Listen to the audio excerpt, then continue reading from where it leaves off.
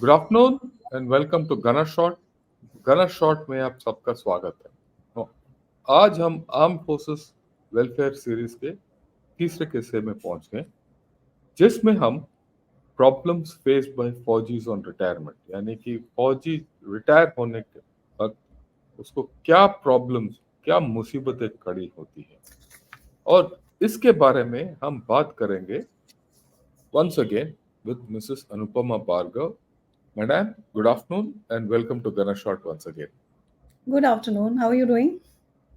Oh, we are doing fine.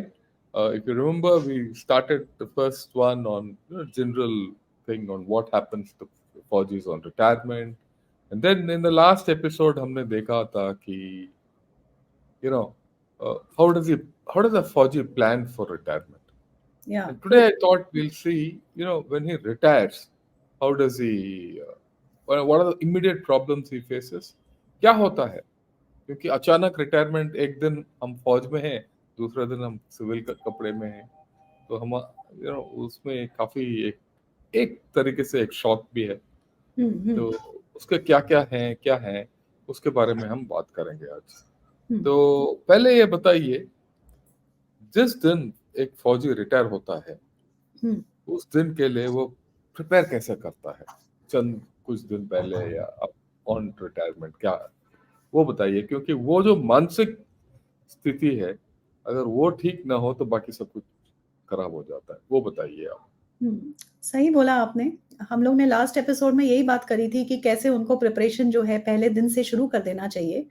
अब जब वो घड़ी आई गई कि आप कुछ ही हफ्तों में या कुछ ही महीनों में रिटायर होने वाले हैं, तो आप भी और मेरे हस्बैंड के साथ मैं भी हम इस स्थिति से गुजर चुके हैं।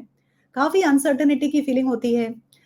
ये नहीं पता होता है कि दूसरा हम आगे जाके कौन-सा जॉब करने वाले हैं, हमारे कैश फ्लोज़ कैसे रहेंगे, पेंशन क्या हमें पूरी पड़ेगी कि नहीं पड़ेगी, हम अपने आप को ऑक्यूपाई कैसे करेंगे, सेटल कहाँ होएँगे, और जिसके बच्चे भी नहीं सेटल होते तो वो भी अनसर्टेनिटी रहती है। तो अनसर्टेनिटी एक ऐसी चीज़ है जो सभी को महसूस होती है कि हाँ, अब ये एक ऐसा वक़्त है जब आपको कुछ डिसीज़न्स लेने हैं जो थोड़े टफ़ हैं। अभी तक आप प्रोटेक्टेड एनवायरनमेंट में थे, अब आपको ये सारे डिसीज़न्स लेने पड़ते हैं। इसके अलावा उनको ये सोचना चाहिए कि ये फ़ियर रहता है कि जब हम कहीं पे सेटल हो जाएँगे, तो क्या वो सही डिसीज़न होगा कि नहीं? सो बहुत सारे ऐसे डिसीज़न्स हैं जिनको उनको अपना दिमाग लगाना पड़ता है। इसके अलावा जब रिटायर होने के नज़दीक आती जाती है डेट, तो एक ये होता है कि कम्यूटेशन करना चाहिए कि नहीं करना चाहिए? तो ऐसे बहुत सारे सवाल हमारे दिमाग में मेरे ख़्याल से घूम रहे होते हैं एज़ फ़ौजी परिवार और एक फ़ौजी की तरह भी। या ये आप सही बता रहे हो। ये जब जिस दिन मैं रिटायर हुआ था हुँ, या हुँ। कुछ दिन पहले या इनफैक्ट कुछ दिन बाद भी, मेरे दिमाग में सबसे पहले ये सवाल था कि कल क्या होगा। सही बात है। ये हमें इट वाज क्वाइट अनसर्टन।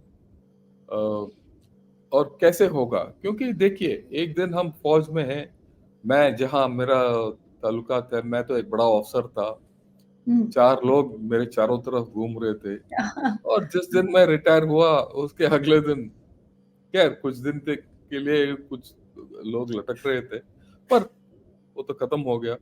और you have to come back to the thing कि भाई दूध लाने के लिए खुद जाना पड़ता है, ठीक है। और अगर आपके घर के अंदर बल्ब फ्यूज हो गया तो आपको खुद लगाना पड़ता है, या किसी को पकड़ के विनती करना पड़ता है, भाई हमारा हुँ, फ्यूज लगा दो। हुँ। सही बात इलेक्ट्रिशियन को फोन करो तो वो आता नहीं है। हुँ। एक तो these are the realities of life which we have to adjust to. तो उसके लिए एक मानसिक स्थिति चाहिए और हमें पता होना चाहिए किस तरीके से, हुँ। राइट। उसके ट्रू। अलावा कुछ इश्यूज हैं कि काफी रकम मिल जाता है ऑन रिटायरमेंट, उसका प्लानिंग कैसे करना चाहिए एक फौजी को, ये बताइए जरा। तो मैं जब भी ऐसे कुछ किसी से बात करती हूँ फ़ौजियों से या कई इन्वेस्टर अवेयरनेस प्रोग्राम जहाँ पे डीजीएमपी5 में या एयर वेटरन सेल में बात करती हूँ, तो रिटायरिंग फ़ौजियों से, तो मैं उनसे एक प्रश्न पूछती हूँ, जो हर एक जने को अपने आप से पूछना है। वो ये है कि वो रिटायरमेंट के बाद कैसा लाइफ़स्टाइल जीना चाहते हैं। सो ज़्यादातर यही जवाब आता है कि अगर इससे बेहतर नहीं तो कम से कम इतना तो चाहिए। तो फिर नेक्स्ट क्वेश्चन ये आता है कि ऐसे लाइफ़स्टाइल को जीने के लिए क्या उन्हें जो पेंशन मिलने वाली है, क्या उन्हें लगता है वो काफ़ी है? और अगर नहीं, तो क्या करना पड़ेगा कि वो पूरा पढ़ पाएँ? सो ये एक ऐसा फूड फॉर थॉट है, जिसको हर फ़ौजी को सोचना चाहिए, चाहे वो किसी भी स्टेज में रिटायर हो रहा है, कि आपको आगे क्या करना है? तो वो ही डिसाइड करेगा कि उनको अपने पैसे को कैसे हैंडल करना है। इसके अलावा जो उनको पैसा मिलता है, उसके ऊपर काफ़ी मैं एक शब्द यूज़ करूँगी, काफ़ी प्रेशर सा रहता है, जो रिटायरमेंट कॉर्पस मिलता है।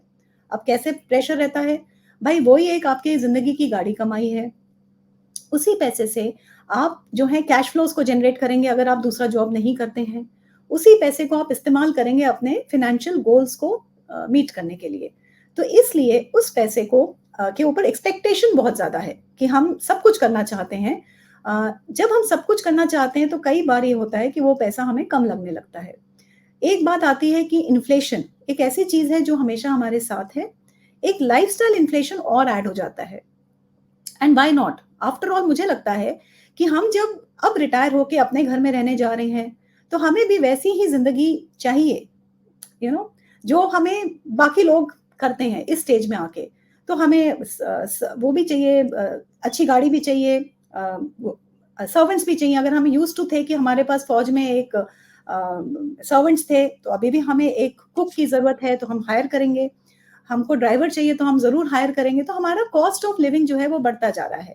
और बाहर जाके ये वाली चीज़ें जो हम प्रोटेक्टेड एनवायरनमेंट में हम नहीं महसूस करते थे, वो हमें ज़्यादा लगने लगती हैं। सो ये चीज़ें सबसे पहले एक फ़ौजी को अपने मन में समझना चाहिए। इसके अलावा उनके तो और कुछ कंसर्न्स होते हैं। या इसका मतलब सबसे पहले ये है कि एक फौजी जब रिटायर होता है, उसको ये समझना चाहिए या इनफैक्ट उसको ये निर्णय लेना चाहिए हुँ, कि मैं किस तरीके से मेरा आगे का ज़िंदगी जीऊँगा। क्या मैं एक बड़ा गाड़ी चाहिए मेरे को या छोटा गाड़ी चाहिए? एक बड़ा हुँ, घर चाहिए या छोटा घर सही। चाहिए? राइट? मैं खुद अपने हाथ से काम करके गुज़ारूँगा या कुछ नौकर रख कर गुज़ारूँगा? क्या मैं खेती-बाड़ी करूँगा या नहीं करूँगा? या मैं अपने बच्चों को पढ़ाऊँगा या नहीं? तो ये सवाल हुँ, हर एक आदमी का अपना-अपना सेट होता है, अपना-अपना हुँ, स्थिति के ऊपर। उसके आधार पर उसने उसने निर्णय लेना है या उसने in you know he has to answer these questions for himself. True, true. Right? Hmm, so and जो बड़ी रकम मिलता है वो एक फिक्स्ड है क्योंकि एक बार मिलेगा वो रकम दोबारा नहीं मिलेगा वो। हुँ, राइट? उसके बाद तो सिर्फ पेंशन मिलता है। हुँ, ठीक? तो इस बड़ी रकम के साथ उसने अपना जीवन बिताना है। उसके हुँ, साथ कुछ he has to take some, sensible steps.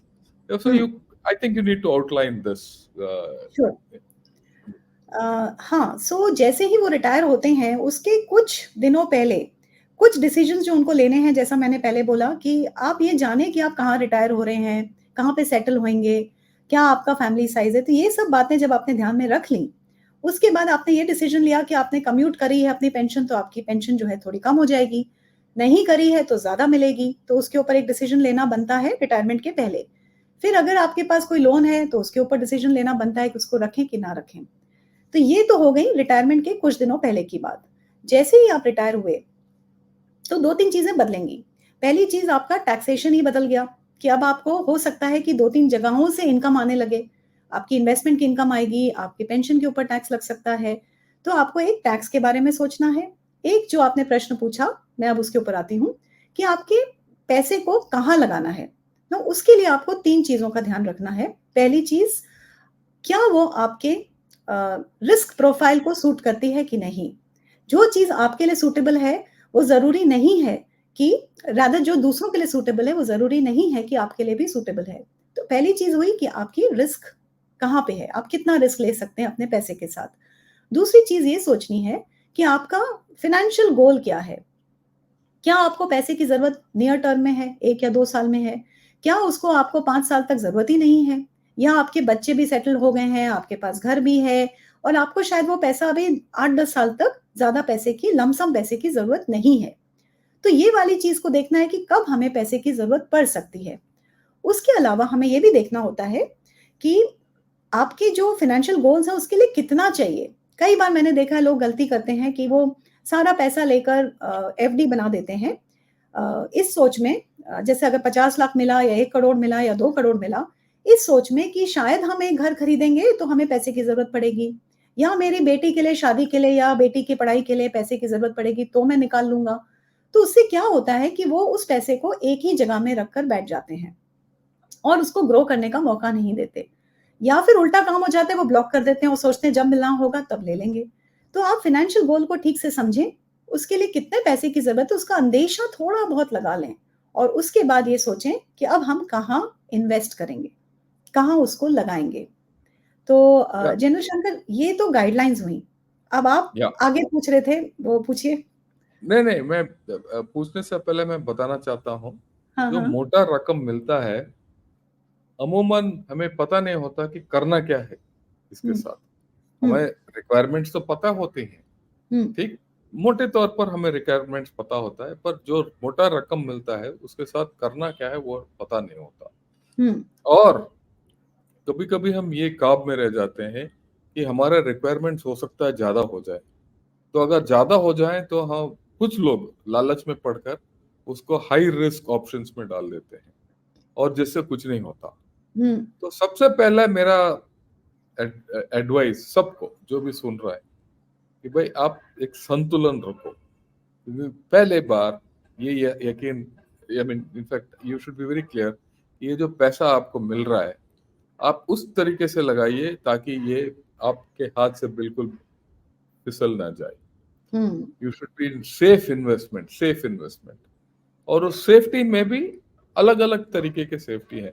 कुछ जो बिल्कुल सेफ इन्वेस्टमेंट होंगे, कुछ थोड़ा सा रिस्क होंगे उसके अंदर, और जो बिल्कुल सेफ इन्वेस्टमेंट में आपका कमाई कम होगा, थोड़ा रिस्क लगा दोगे, थोड़ा ज्यादा कमाई हो जाएगा। बट ओवरऑल जो है, मैं यही बोलूंगा कि सेफ्टी के ऊपर झुके, हुँ, क्योंकि ये लास्ट हाँ, कमाई है आपका, लास्ट कम, फिर उसके बाद पेंशन और ये। हुँ, दूसरी बात इन्होंने जो बताया है वो, ये सब जो आप इन्वेस्ट वगैरह करते हो, आपका एग्जिस्टिंग फाइनेंशियल स्टेटस के ऊपर, आपका ऑलरेडी आपने क्या, आपके पास घर है तो आपका अलग का सोच विचार होगा। आपके बच्चे अगर सेटल हो गए, पढ़ाई हो गया उनका, शादी हो गया, तो आपका सोच विचार अलग होगा। अगर नहीं हुए तो आपका सोच विचार अलग होगा। और अगर आपके खुद का हेल्थ के बारे में भी सोचना होगा कि भाई मैं कितना हेल्थी हूं या नहीं। अगर हुँ, स्वास्थ्य अच्छा नहीं है तो हमारा सोच विचार अलग होगा, आपका वाइफ का सोच विचार अलग होगा। ये सब देखते हुए आप खुद अंदाजा लगा लीजिए। और जैसे मैंने पहली बार बताया, एक सर्टिफाइड फाइनेंशियल प्लानर के पास जाके बात कीजिए, इसमें कोई बुराई नहीं है। और आमतौर पर हर कोर, हर रेजिमेंट, हर संस्था, आर्टिलर आई मीन आर्मी के अंदर रिटायरमेंट के ऊपर, जो रिटायरमेंट में लोग जा रहे हैं, उनको लास्ट में रिकॉर्ड्स में या एजीज ब्रांच में एक एक नो एक एक्सपोजर दिया जाता है, जहाँ एक आदमी या एक औरत आके आपको बताएंगे कि ये करना उचित हुँ, होगा, ये करना उचित नहीं होगा। तो उसको ध्यान रखना बहुत इम्पोर्टेंट है। ज़रूरी है। ओके, तो अभी हमने बोला कि भाई करना क्या है इस पैसे के साथ, उसके बारे में थोड़ा विस्तार में बताइए। What are the broad options? हम हर हुँ, एक ऑप्शन हुँ। में नहीं जाएंगे, ब्रॉड ऑप्शंस क्या है, किस तरीके, हर एक का क्या रिस्क है, नहीं है, आप जरा बताइए। सो आपने एक बहुत अच्छी बात कही सेफ्टी के बारे में। सो मैं उससे एकदम सहमत हूँ। आफ्टर ऑल आपकी ज़िंदगी भर की कमाई है, इसको सेफ रखना है। लेकिन अनफॉर्च्यूनेटली सेफ रखने के चक्कर में उसके ऊपर ज़्यादातर हम टैक्स दे देते हैं और जो हमारा पोस्ट टैक्स रिटर्न आता है, वो इन्फ्लेशन या महँगाई दर को भी बीट नहीं कर पाता। सो इसमें हमारे अपने पैसे को, जैसे मैंने 3 चीज़ें कहीं, उनको ध्यान रखने के बाद कि आपको पैसे की ज़रूरत कब है, किसके लिए है, आपकी रिस्क प्रोफ़ाइल क्या है, उसके बाद आपने क्या करना है, एक मैं लोगों को बताती हूँ, एक पिरामिड या एक ट्रायंगल की तरह सोचें। तो जिसका बेस जो होगा, जो नीचे का हिस्सा होगा, वो सबसे चौड़ा है और सबसे बड़ा है। तो उसके अंदर आपने वो पैसे रखने हैं या वो ऐसी स्कीम्स चूज़ करनी है, जिसके अंदर आपका कैपिटल प्रोटेक्टेड रहे, कैपिटल वाइप आउट नहीं होना है। सबसे नीचे जो बेस होएगा वो कैपिटल प्रोटेक्शन की स्कीम, जैसे कि आपने फिक्स्ड डिपॉज़िट बैंक के हो गए या पोस्ट ऑफिस की स्कीमें हो गई, सीनियर सिटीज़न सेविंग स्कीम या और भी कुछ इस तरीके की स्कीमें जहाँ पे आपका कैपिटल कहीं नहीं जाएगा, पीपीएफ हो गया, तो आप ऐसी जगह में अपने पैसे को रख सकते हैं। यहाँ पे वो वाला पैसा भी होना चाहिए जो आपको 1 साल से कम या 1 से 3 साल तक चाहिए होता है। अब जब ये हमने कर दिया तो दूसरी हमारी रिक्वायरमेंट आती है ट्रायंगल के ऊपर जो दूसरा सेक्शन है, वो होगा इनकम जनरेशन, मतलब पैसे को कैश फ्लो बनाना। सिर्फ लॉक करके रखना या बढ़ाते रहने से फ़ायदा नहीं है। कुछ पैसा ऐसा भी होना चाहिए जो लगातार आपके पास एक स्ट्रीम में वापस आना चाहिए। तो इसको हम इनकम जनरेशन बोलते हैं। इसमें भी सीनियर सिटीज़न सेविंग स्कीम हो गई या मंथली इनकम के प्लान्स हो गए या कोई एन्युइटी ले ली आपने लाइफ इंश्योरेंस कंपनी से, वो भी आपको लगातार पैसे देती है। तो नीचे का हिस्सा हो गया जो आपका सबसे चौड़ा है, जो सबसे स्ट्रॉन्ग है, मजबूत है, वो हो गया आपका कैपिटल प्रोटेक्शन। फिर आया आपका इनकम जनरेशन। उसके ऊपर क्योंकि जैसा मैंने कहा कि हमें इन्फ्लेशन को भी ध्यान में रखना है, तो जो आज हमारी रिक्वायरमेंट है, उतनी ही या उससे ज़्यादा रिक्वायरमेंट हमें आज से 10 साल या 15 साल बाद भी होएगी। हम ज़िंदा तो और भी रहने वाले हैं, तो हमें पूरी ज़िंदगी भर पैसे की ज़रूरत पड़ेगी। तो कुछ पोर्शन जो छोटा पोर्शन है, वो जाना चाहिए कैपिटल ग्रोथ और वेल्थ मल्टीप्लिकेशन की तरफ। ये चीज़ें होती हैं जो आप म्यूचुअल फंड, डायरेक्ट इक्विटी ऐसी चीज़ों में लगा सकते हैं। जब हम इनकम जनरेशन की बात करते हैं तो अगर हाँ, छोटी-मोटी आप प्रॉपर्टी भी खरीदते हैं लेकिन उसमें रिमेंबर बहुत सारा पैसा चला जाता है, तो जहाँ से रेंटल आ सकता है। लेकिन अगेन याद रखिए रेंटल काफ़ी कम परसेंटेज मिलता है जो आप कैपिटल लगाते हैं उसका। सो नीचे का बेस स्ट्रॉन्ग हो गया, उसके ऊपर आपने इनकम जनरेशन किया, फिर आपने वेल्थ मल्टीप्लिकेशन कुछ अच्छे म्यूचुअल फंड पोर्टफोलियो में डाल सकते हैं। अगर आप रिस्क नहीं ले सकते, तो कुछ हाइब्रिड म्यूचुअल फंड्स या ऐसी चीज़ों में ज़रूर डाल सकते हैं। तो इस तरीके से जनरल शंकर एक ट्रायंगल बनाइए। इसके अलावा एक चीज़ का और ध्यान रखना है जो बहुत ज़रूरी है, जो आपने भी कही, इमरजेंसी। इमरजेंसी किसी की भी आ सकती है। ये सारी चीज़ें करने से पहले आपके 3 महीने का 3 या 6 महीने का खर्चा, जो भी आप खर्च करते हैं, उसमें वो भी जोड़िए जो आप अगर ईएमआई आपके लोन चल रहे हैं तो उसका ईएमआई भी जोड़ें। उसको आपने अलग हटा के रख देना है कि अगर कभी हमें ज़रूरत पड़ी, तो हम इसमें से निकाल के अपने इमरजेंसी को मीट कर लेंगे। इससे आपको 2 फ़ायदे, पहला, आपको कभी भी ऐसे महसूस नहीं होगा कमी कि हाँ, अरे! हमारा पैसा तो अब इन्वेस्ट हो गया, अभी हम क्या कर सकते हैं। दूसरा, आप इन्वेस्टमेंट को एक इन्वेस्टमेंट के तौर पे करेंगे, ना कि सिर्फ़ पैसे को कहीं पे पार्क करने के लिए। ये सारी चीज़ों को ध्यान में रखते हुए एक आप बहुत अच्छा-सा फ़ाइनेंशियल प्लान बना सकते हैं और प्लान हर चीज़ में बहुत काम आता है। प्लान के ऊपर ज़रूर ध्यान दें। ये बहुत इंपॉर्टेंट इन्होंने बताया है। और पिछले एपिसोड में भी इन्होंने एक चीज बताया है, make money work for you. पैसा आपके लिए काम करना चाहिए, आप पैसे के लिए काम नहीं करेंगे। अगर वो स्थिति पाना है तो सबसे पहले इन्होंने जो बताया है वो टैक्स प्लानिंग। टैक्स प्लानिंग बहुत अनिवार्य है क्योंकि आपके पास अचानक पैसा आ जाता है हुँ, और उस पैसे से आपको कमाई होता है, आपका पेंशन जोड़ दो तो टैक्स का योर लाइबिलिटी बढ़ जाता है। हुँ, क्योंकि जब फौज में है, सर्विस में है, तो हम डीएसओपी में डाल देते हैं क्योंकि वो एग्जम्प्ट में है और हुँ, हमें ज्यादा पता नहीं चलता। पर रिटायर होने के बाद तुरंत ये प्रॉब्लम होता है। टैक्स प्लानिंग इंपॉर्टेंट है। दूसरी बात, रिटायरमेंट होते ही अब थोड़ा 1 2 3 महीने खर्चा बढ़ जाता है।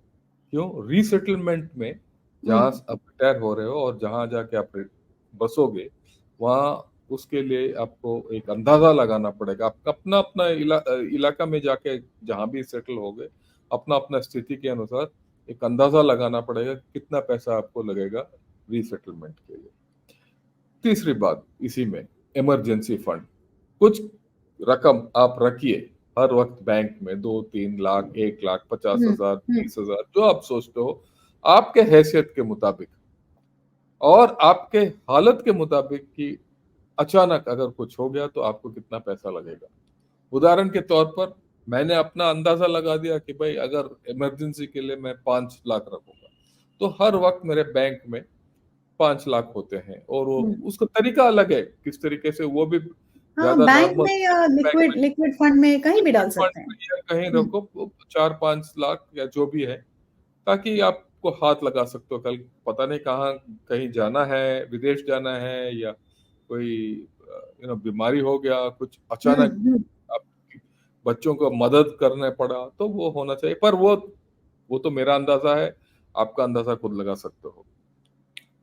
तीसरी बात, ये जो इन्होंने बोला, tax, capital protection, income generation, right, और कैपिटल ग्रोथ, ये बहुत इंपॉर्टेंट है।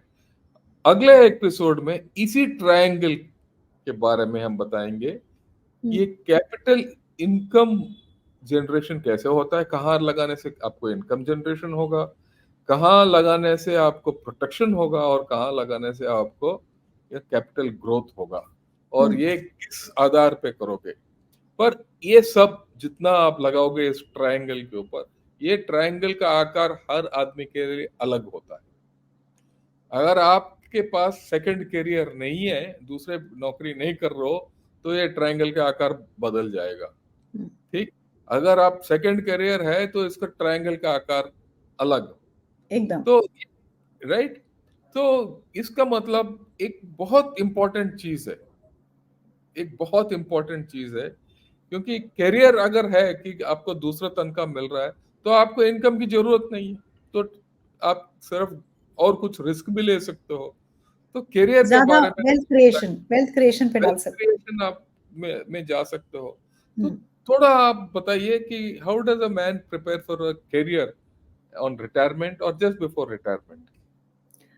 हाँ, सो जैसे हम लोग ने बात कर ही रहे हैं हम लोग इस बारे में कि एक concern, one of the concern is कि भाई सेकंड इनकम, सेकंड कैरियर क्या होगा।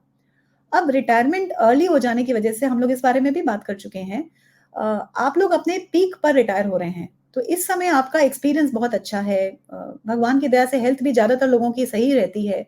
सो आपका एक्सपीरियंस और आपका जो नॉलेज है, जो स्किल है, वो एक काफ़ी कहते हैं ना चरम सीमा पर है, तो उसको यूज़ करना बहुत इम्पोर्टेंट है। कैरियर जो है उसके लिए हमने पिछली बार बात की थी कि स्किल डेवलपमेंट के ऊपर ध्यान देना शुरू कर देना चाहिए। आपको आर्मी या एयरफोर्स या नेवी जहाँ से भी आप रिटायर होते हैं, आपको स्किल डेवलपमेंट के लिए कई कोर्सेज भी किए जाते हैं रीसेटलमेंट डायरेक्टरेट के अंतर्गत। सो उसमें कोई कोर्स को कर लेना या अपने आप ही कोई एमबीए की डिग्री कोई और कुछ ऐसा ले लेना चाहिए। इसके बाद अब जब आप कैरियर की तरफ सोच करते हैं, तो अगर आपके पास कोई प्रोफेशनल डिग्री है या प्रोफेशनल एक्सपर्टीज है, जैसे सिग्नल्स के ऑफिसर्स रिटायर हो रहे हैं या इंजीनियर्स के हो रहे हैं या ईएमई के हो रहे हैं, सबके पास कुछ ना कुछ प्रोफेशनल एक्सपर्टीज है, उसको यूज करें। आपकी जरूरत काफी है। और इस समय आप जब दूसरा जॉब लें तो एक चीज को ध्यान रखें, अगर आप ऐसी सीमा पे रिटायर हो रहे हैं जहां आपको शायद पैसा काफी मिल रहा है या आप पूरा कैरियर करके जा रहे हैं, तो इस समय वो टाइम है ऐसा काम करने का जो आपका पैशन हो, जो आपको इंटरेस्ट हो। आपको सिर्फ पैसे के लिए काम नहीं करना चाहिए।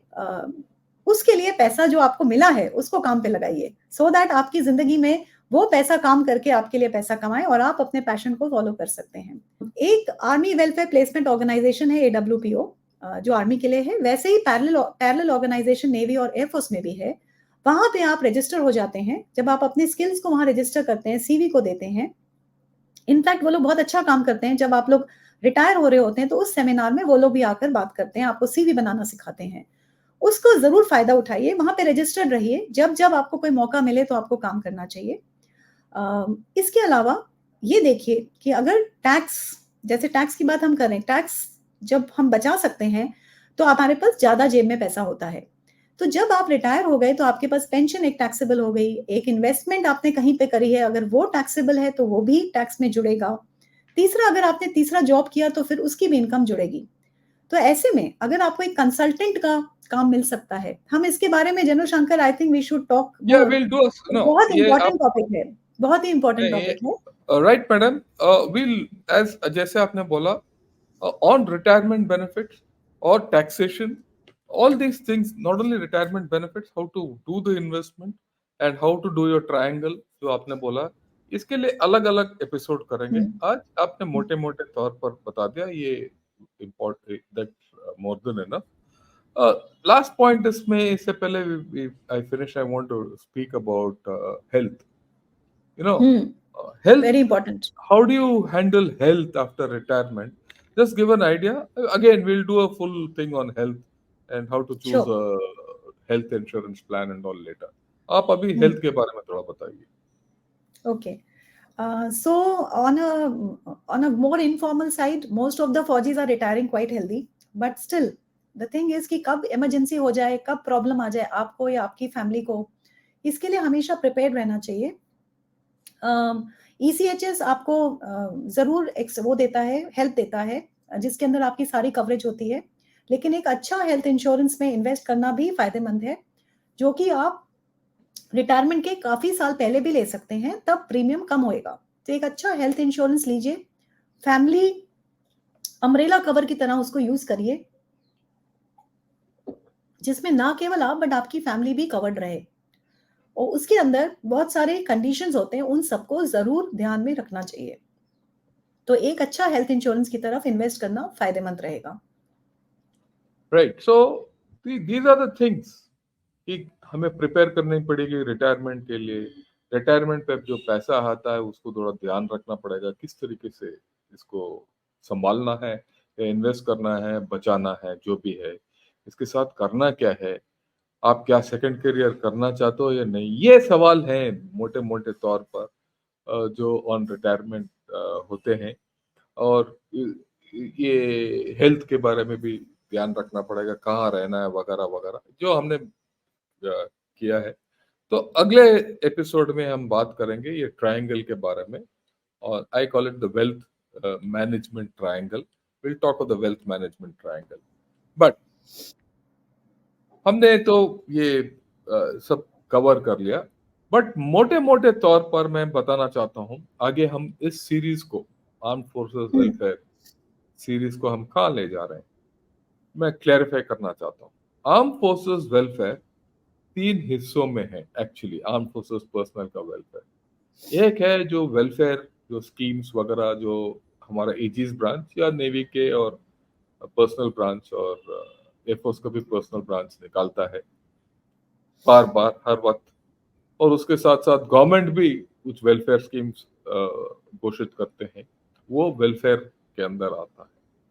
दूसरा चीज है जहां तक वेलफेयर मोटे तौर पर, वो है एंटाइटलमेंट। आपका हक हुँ, क्या है, हुँ, आपका एंटाइटलमेंट क्या है। जिस तरीके से पेंशन है, पेंशन आपका एंटाइटलमेंट है, राइट। चिकित्सा है, वो आपके लिए एंटाइटलमेंट है।